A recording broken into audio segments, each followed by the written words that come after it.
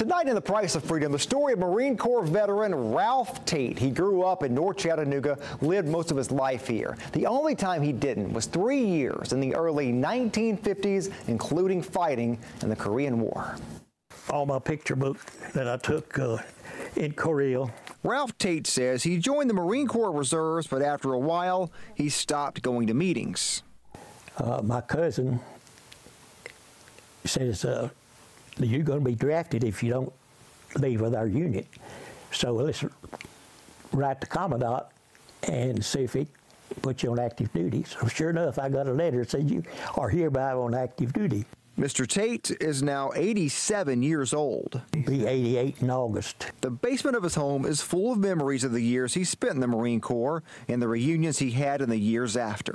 Labor Day 1950, he boarded a train in downtown Chattanooga, where the choo-choo is now, and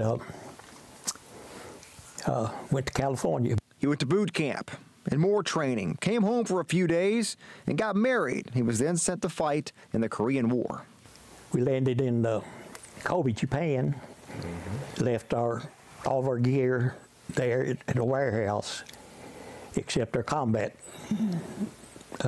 gear. He was then sent into South Korea. The Battle of the Chosin Reservoir was a couple of months earlier. When he arrived, the men who fought there were returning from battle. We were fighting the Chinese then, really, because they came across the border up there, and the Marines had to fight in all directions to get out. He was fighting with the 3rd Battalion, 7th Marines. He says he had several close calls.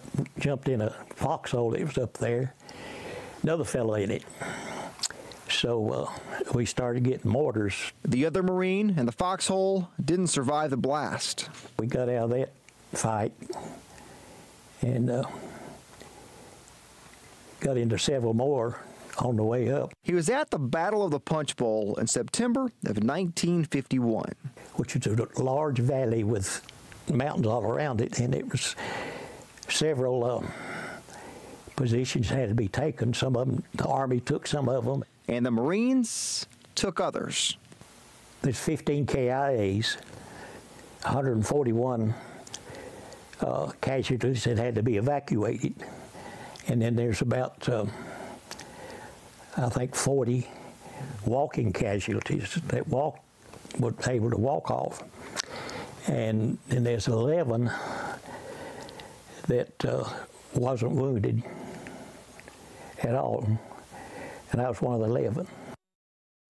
Ralph says he was never wounded in the war that he was aware of, but he had his knee replaced a few years ago, and a doctor removed a piece of metal from his knee that he assumes was shrapnel from the Korean War. He also has battled hearing problems and PTSD for years. The young lady he married before the war, they were married for 67 years. His wife passed away a little more than a year ago.